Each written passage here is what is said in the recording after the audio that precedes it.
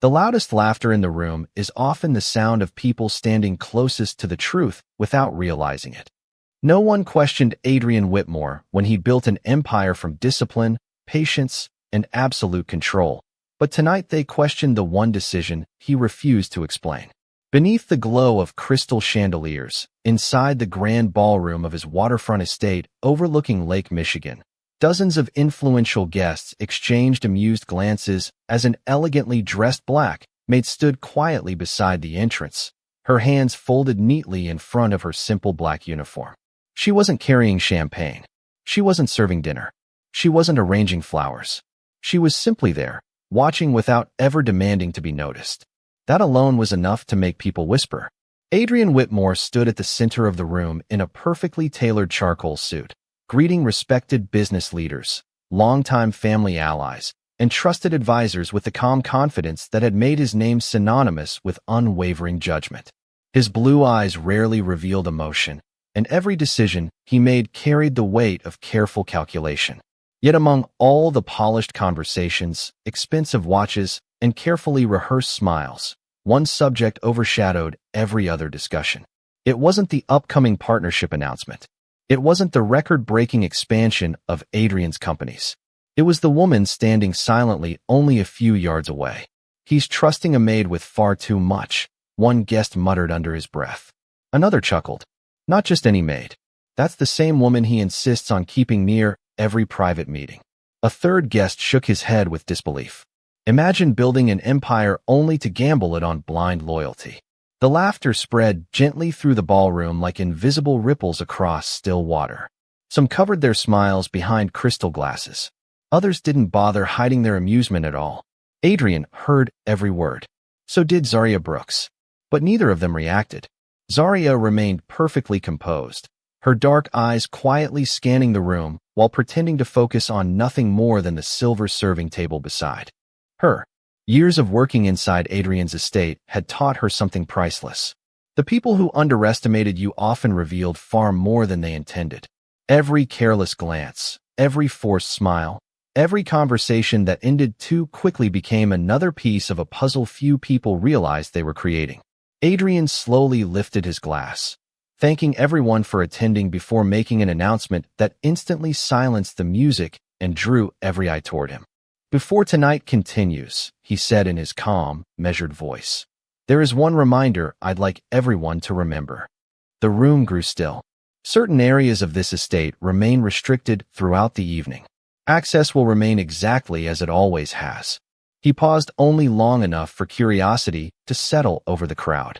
"Only one person besides me carries authorization to enter the secure archive." A murmur swept across the ballroom. Adrian turned his head slightly toward the woman standing quietly by the wall. "That person is Zaria Brooks." For a heartbeat, absolute silence filled the room. Then the laughter returned, louder than before. Several guests exchanged stunned looks, while one older executive nearly laughed into his drink. Across the ballroom, someone discreetly reached beneath the table, unlocked a phone hidden from view, and typed a single message before pressing send. Zaria never looked in that direction. She didn't have to. She had already noticed the reflection of the glowing screen moments earlier in the polished silver centerpiece, and somewhere deep inside, an uneasy feeling whispered that tonight's laughter was only the beginning. Hours before the guests filled the ballroom with polished smiles and quiet judgment, the mansion had awakened in its usual rhythm. The first rays of sunlight stretched across the marble floors as staff members moved through the halls with practiced precision, preparing every room until not a single detail appeared out of place. Among them, Zaria Brooks blended into the background exactly as she always had. She greeted everyone with a gentle smile, carried fresh linens through the East Wing, adjusted flowers in the library, polished antique picture frames, and quietly disappeared before anyone noticed she had been there. To nearly everyone employed at Whitmore Estate, she was simply the dependable maid who never complained, never interrupted conversations, and never lingered where powerful people gathered. They believed she spent her days dusting bookshelves and folding towels. They never realized that while her hands worked with effortless efficiency, her mind absorbed everything around her with extraordinary precision. She remembered every visitor who entered the estate, Every unusual delivery truck that arrived outside its gates, every employee who suddenly changed routines without explanation, and every tiny inconsistency that most people dismissed without a second thought. Adrian Whitmore had noticed those qualities long before anyone else. Nearly 4 years earlier, during Zaria's first week at the estate, a priceless antique compass disappeared from his private study. Security footage showed no forced entry, no suspicious visitor, and no obvious mistake. His advisors immediately blamed a maintenance contractor. Several staff members quietly agreed. Zaria had remained silent until Adrian unexpectedly asked if anyone had observed something unusual. She hesitated before calmly explaining that the study curtains had been opened several inches farther than normal that afternoon, allowing sunlight to reflect against a decorative mirror across the hallway. The reflection had briefly revealed someone leaving the study carrying a document case that appeared noticeably heavier than when they entered. She also remembered that the individual had switched wristwatches between breakfast and lunch because the leather band had left a faint tan line. It was such a small observation that everyone in the room dismissed it as meaningless. Adrian did not. Hours later, security confirmed every detail. The missing compass was recovered without public attention, and the embarrassed contractor received a sincere apology instead of an accusation. Adrian never forgot that day. From then on, he quietly began asking for Zaria's observations whenever something seemed out of place. He never treated her like an investigator. He never placed her above the household staff. He simply listened whenever she spoke. That simple act slowly became one of the greatest advantages he possessed. While executives relied on reports and expensive consultants, Adrian often trusted the person nobody bothered to notice. Zaria never abused that trust. She never offered opinions unless she was certain. She never exaggerated concerns to gain attention. If she could not support an observation with facts, she kept it to herself. That discipline earned Adrian's confidence year after year, although no one outside his closest circle understood why. Even his longtime advisors assumed his respect came from kindness rather than careful judgment. They saw a maid carrying tea into meetings and assumed sentiment had clouded his instincts. They never imagined Adrian valued her because she noticed patterns invisible to everyone else. That morning, as preparations continued for the evening celebration, Zaria paused only briefly beside a tall window overlooking the circular driveway. A black luxury sedan arrived nearly 20 minutes earlier than scheduled. The driver stepped out, checked his watch twice, then looked toward the security cameras before forcing an unusually relaxed smile as another vehicle approached. It lasted only a few seconds before everything appeared perfectly ordinary again. Anyone else would have forgotten the moment immediately.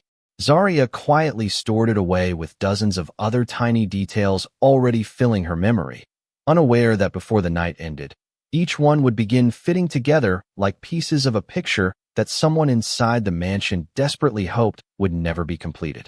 The laughter that followed Adrian Whitmore's announcement did not disappear when the music resumed. It simply changed shape. Instead of echoing across the ballroom, it slipped into quiet conversations behind expensive smiles and raised glasses of champagne. People no longer bothered lowering their voices because they assumed the woman they mocked had long ago accepted her place in the room. Zaria Brooks continued moving gracefully between the tables, collecting empty glasses and adjusting centerpieces as though none of the remarks reached her ears. In reality, she heard almost every word.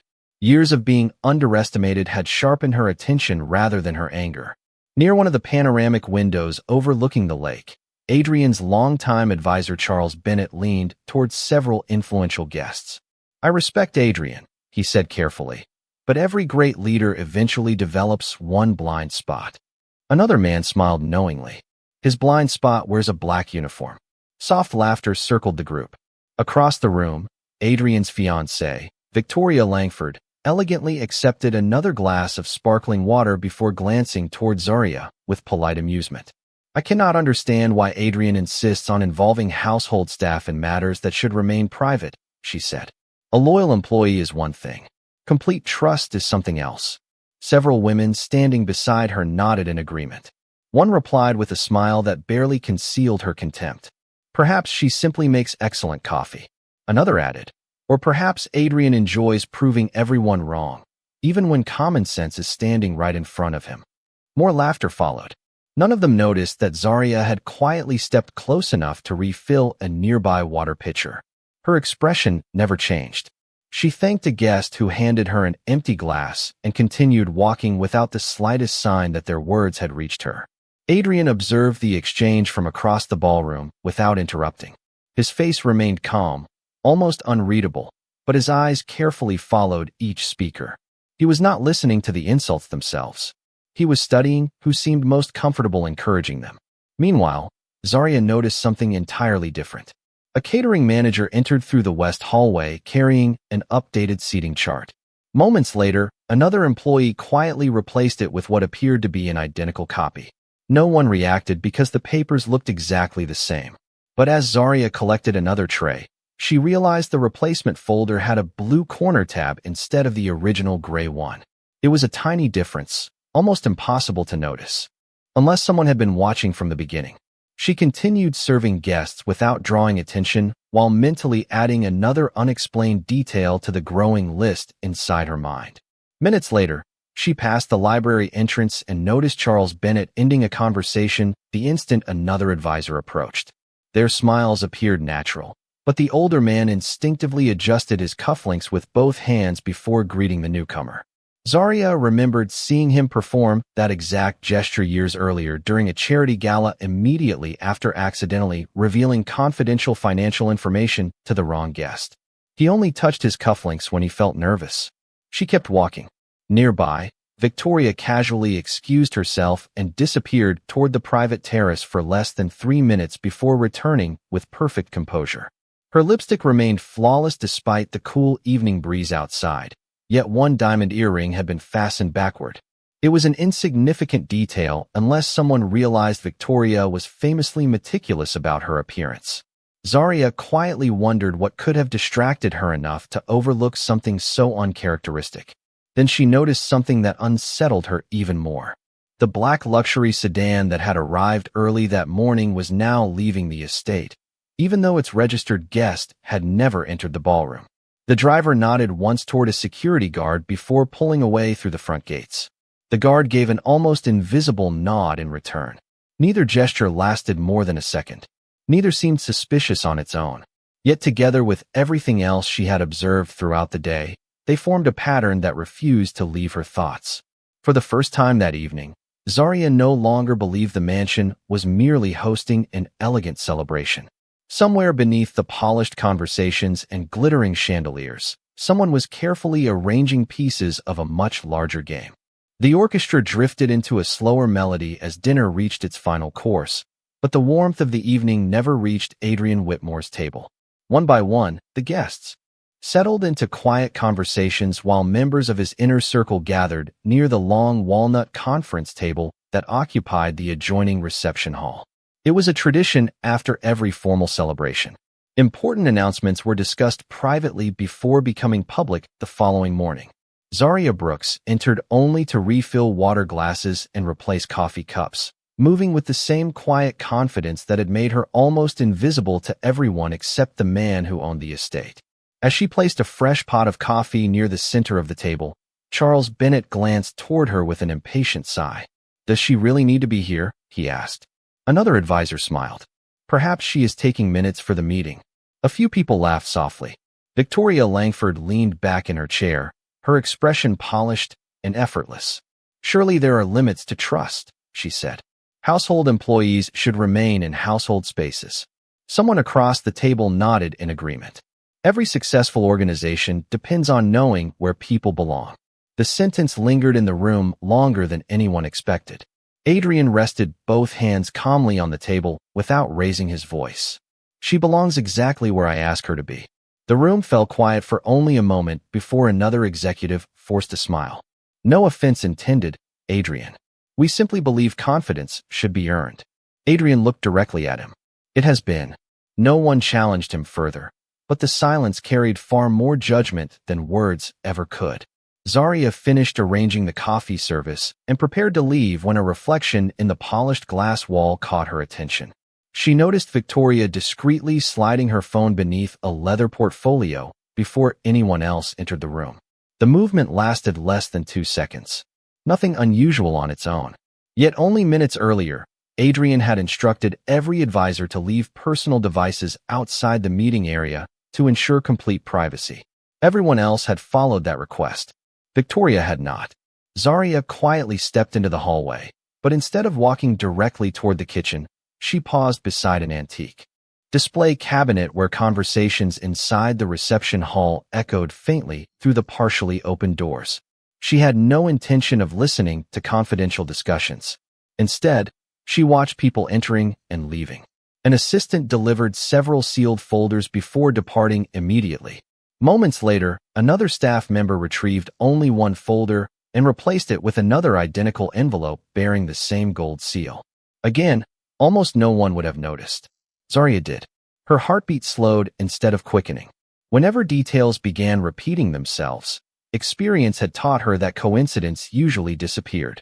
She returned to the service corridor where senior housekeeper Eleanor Watkins was organizing dessert trays. Eleanor noticed the unusual seriousness on Zarya's face. "Everything all right?" she asked gently. Zarya hesitated. "Has anyone new been assigned to tonight's staff without notice?" Eleanor frowned. "No. What? I have seen 2 people wearing identical event badges, but only one of them checked in this afternoon." Eleanor looked puzzled. "You are probably mistaken.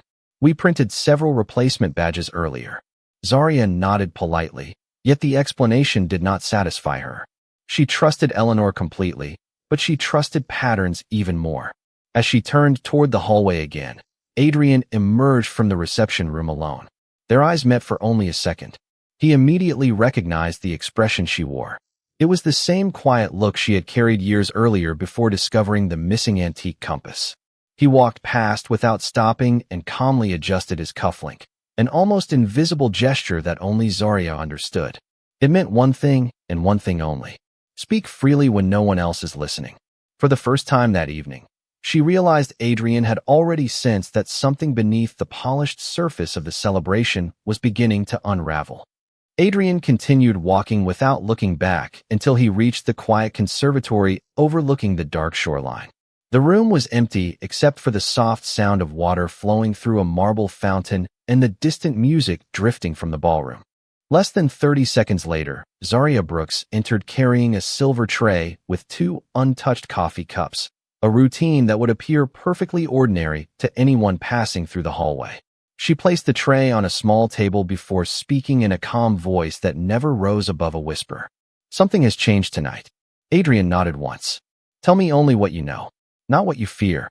She appreciated that about him. He never encouraged guesses. Facts always came first. The seating chart was replaced.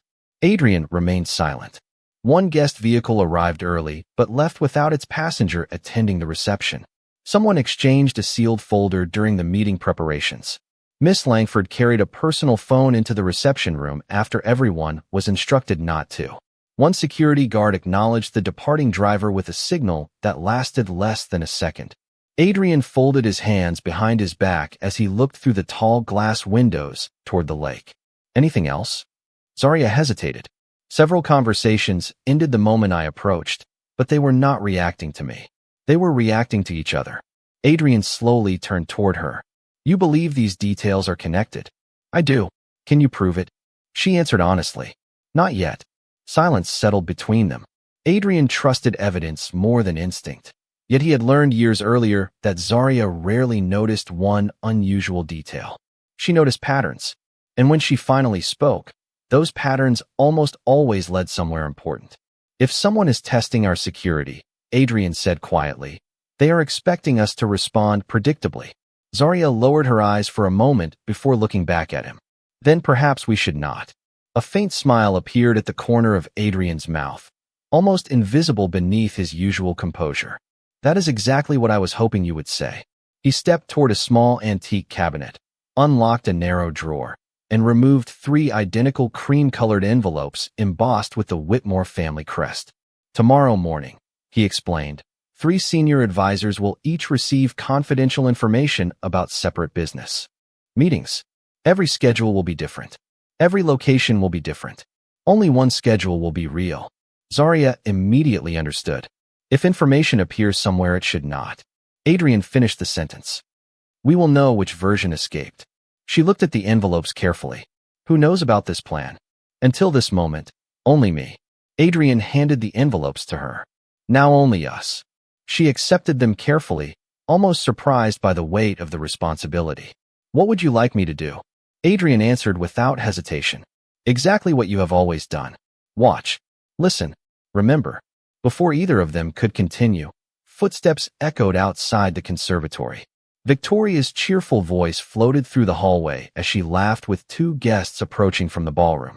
Zarya instinctively picked up the coffee tray while Adrian returned to studying the lake as though they had discussed nothing more important than dessert arrangements. Victoria entered with a pleasant smile that never quite reached her eyes. There you are, she said warmly to Adrian. Everyone is wondering where you disappeared. Adrian turned with effortless calm. I was thanking the staff for an excellent evening. Victoria glanced briefly toward Zarya before offering a polite smile that carried just enough distance to feel rehearsed. She certainly seems to receive more appreciation than most employees. Zarya lowered her gaze respectfully and walked past without a word, the 3 sealed envelopes hidden safely beneath the folded linen resting on her serving tray. Behind her, conversation resumed as naturally as before, but she could not ignore the quiet feeling growing stronger with every passing minute. Someone inside the estate believed they were controlling the game. They had no idea the board itself had already begun to change. The following morning unfolded with such perfect normalcy that anyone watching from the outside would have believed the previous evening had ended without a single unanswered question. Sunlight poured across the limestone courtyard as luxury vehicles rolled through the front gates one after another. Assistants carried leather briefcases into the main house. Gardeners trimmed hedges with quiet precision, and the household staff resumed their routines as though nothing unusual had happened. Inside Adrian Whitmore's private office, however, every movement had been planned with extraordinary care. Charles Bennett arrived first and accepted a sealed envelope containing details about a confidential meeting supposedly scheduled for Thursday morning in downtown Chicago. 20 minutes later, another senior advisor received a different envelope describing an entirely separate negotiation at a private aviation terminal outside the city. Shortly before noon, Victoria Langford stopped by Adrian's office before leaving for lunch. During what appeared to be an ordinary conversation about wedding preparations, Adrian casually handed her the third envelope, explaining that it contained information about an investment presentation he wished to keep confidential until the following week. None of the 3 recipients knew that every document contained a different destination, a different schedule, and a different list of attendees. Only one meeting actually existed. Adrian watched each person leave with exactly the same calm expression, revealing nothing about the test that had quietly begun. Across the estate, Zarya Brooks continued performing her ordinary responsibilities. She organized fresh flowers in the West Gallery, inspected guest rooms after housekeeping completed their work, and carried clean towels to the indoor pool. To everyone else, she looked exactly as she always had. Invisible, reliable, easy to ignore. Yet her attention never stopped moving. She noticed Charles leaving his office twice within 30 minutes instead of remaining there to prepare for the meeting described inside his envelope. She observed another advisor making an unusually long phone call from the greenhouse rather than his office, where conversations were normally conducted. Victoria spent nearly an hour reviewing seating arrangements with event planners, but twice she stepped outside to answer calls she seemed unwilling to take indoors. None of these actions proved anything. They simply joined the growing collection of details already stored inside Zarya's remarkable memory. Late that afternoon, Adrian received an unexpected message from the manager of a luxury conference center located nearly 40 miles away. The manager politely confirmed preparations for an executive meeting that Adrian had never actually scheduled. He thanked Mr. Whitmore's office for forwarding the reservation request earlier that morning and asked whether additional security arrangements would be necessary because several unfamiliar individuals had already contacted the venue asking about arrival times. Adrian quietly read the message twice before placing his phone face down on the desk. Only one envelope contained that location. Only one person possessed those details. Without making a single phone call, he walked toward the library where Zarya was carefully dusting shelves lined with first edition books. She looked up before he spoke. Someone took the bait, she said softly. Adrian nodded once. The conference center received inquiries. Zarya closed the book she had been holding. Which envelope? Adrian answered with complete certainty. The one I personally handed to Victoria. For the first time since the strange events began, genuine disappointment crossed his face. It was not anger. It was something quieter. Trust, once questioned, always carried a heavier weight than suspicion. Zarya remained silent because she understood that feeling better than anyone. After several moments, Adrian spoke again. One clue is not enough. She agreed immediately. Then we keep watching. Adrian smiled faintly. Exactly. Neither of them noticed that from the second-floor balcony above the library, someone paused just long enough to glance toward them before quietly disappearing down the opposite hallway, believing the carefully hidden conversation below had revealed far less than it truly had. 3 days later, the grand reception hall filled once again with polished shoes, tailored suits, and confident smiles as Adrian Whitmore welcomed his closest advisors for what everyone believed would be the final strategy meeting before announcing a major business expansion. Sunlight poured through the towering windows, reflecting across the polished oak table where every familiar face took its usual seat. Charles Bennett reviewed financial reports with practiced confidence, while several executives exchanged optimistic remarks about the future. Victoria Langford entered moments later, elegant as always, greeting everyone with effortless charm before taking the chair beside Adrian. Across the room, Zarya Brooks quietly arranged coffee service without drawing a single glance. To most of those present, she remained exactly what they had always assumed she was, a silent employee whose only purpose was to refill cups before disappearing into the background. More than one executive smiled dismissively as she passed behind their chairs. One whispered, "She is probably wondering what all these numbers mean." Another answered with a quiet laugh. "She only needs to remember who takes cream and who takes sugar." The comments floated through the room unnoticed by everyone except Adrian and Zarya. Neither acknowledged them. Adrian waited until every guest had settled before standing. "Before we begin discussing today's agenda," he said calmly, "there is one matter I would like to resolve first." Curious expressions spread around the table. Charles adjusted his glasses. Victoria folded her hands neatly across her notebook. Adrian looked toward the far end of the room. Zarya. Every head turned as she stepped forward carrying nothing except a slim leather folder. Confusion immediately appeared on several faces. One executive even laughed quietly. "Surely this is not another lesson about trusting the household staff." Adrian ignored the remark completely. "Please continue." Zarya opened the folder with steady hands. 3 days ago, she began in a composed voice. 3 confidential schedules were distributed separately. Each described a different meeting, at a different location, on a different day. Several advisors exchanged puzzled looks. Charles frowned. Victoria remained perfectly still. Zarya continued. Only one location received outside inquiries from people who should never have known the meeting existed.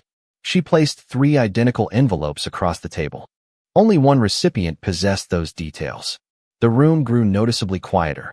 Charles leaned forward. "What exactly are you suggesting?" Zarya met his eyes respectfully. "I am not suggesting anything. I am presenting a timeline." She carefully arranged printed security records beside the envelopes.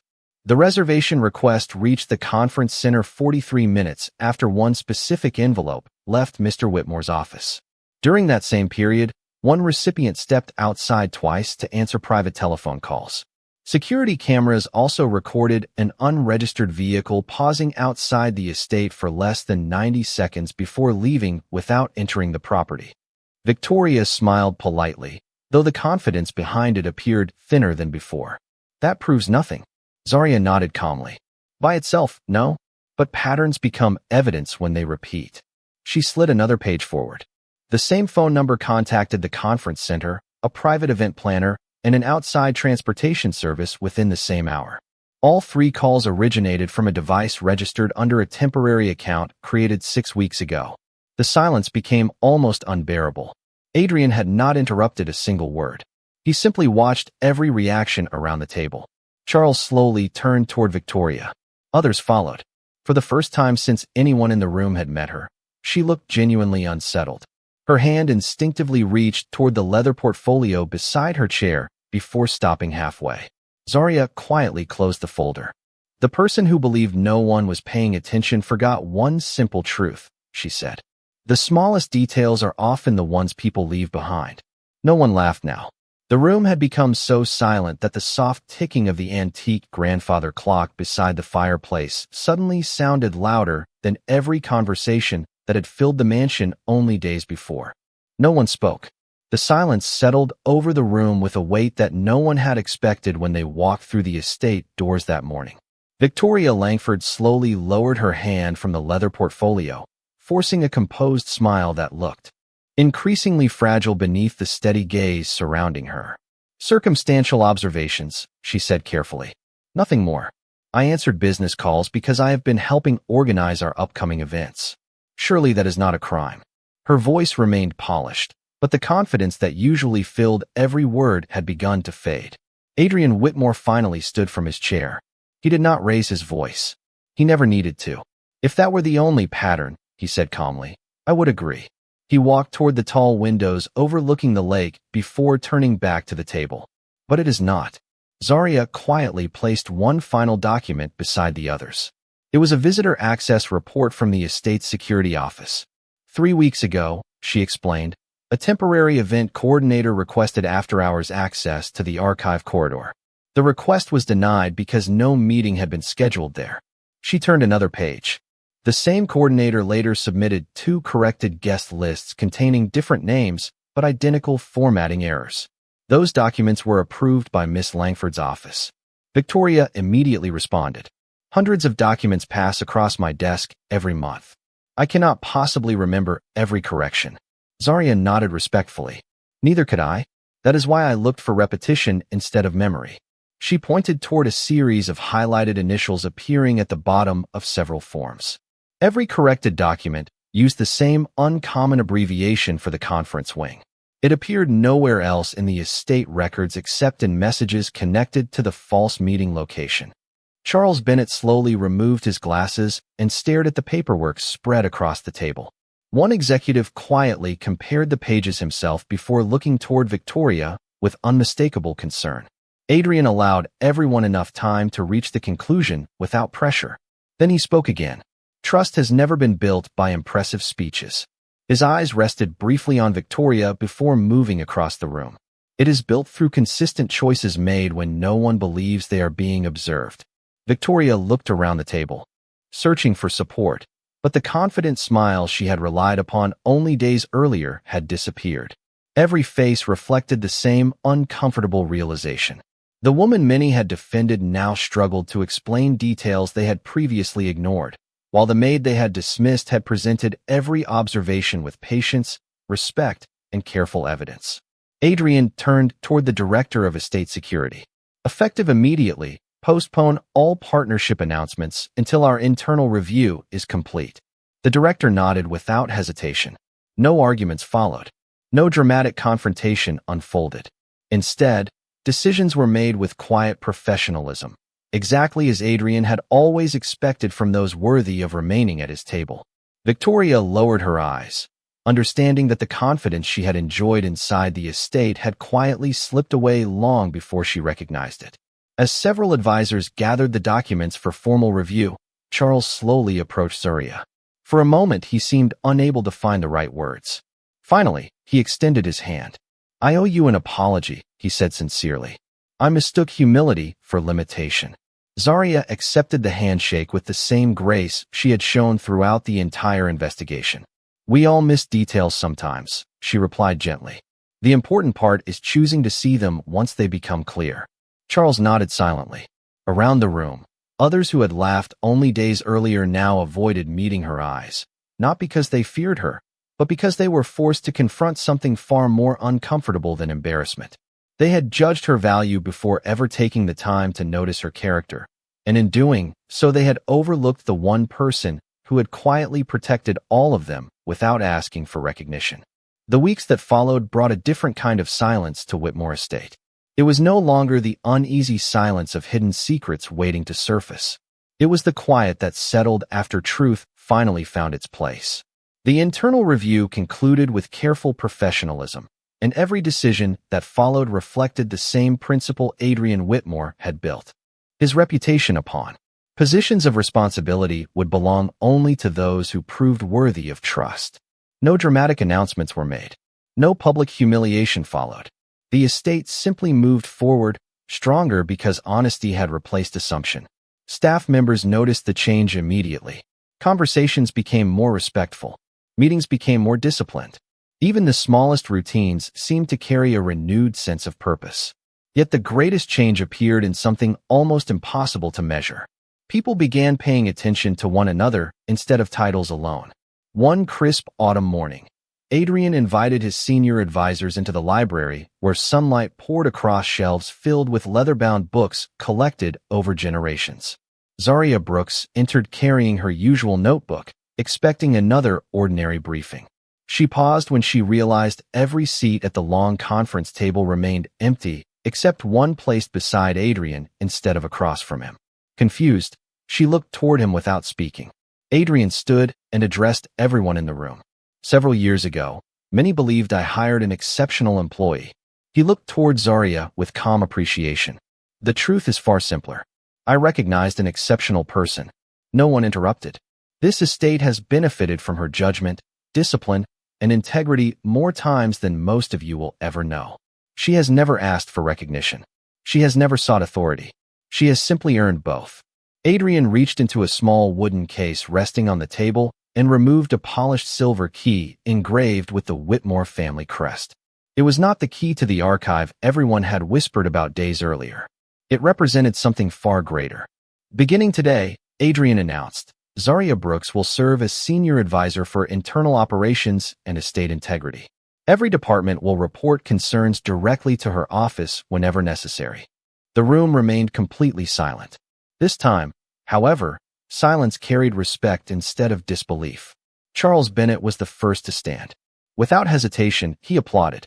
One by one, every advisor followed until the library echoed with sincere appreciation rather than forced politeness.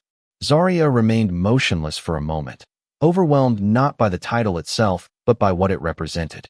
She accepted the silver key with both hands. Thank you, she said quietly. I will continue doing what I have always tried to do. Protect the people who place their trust in one another.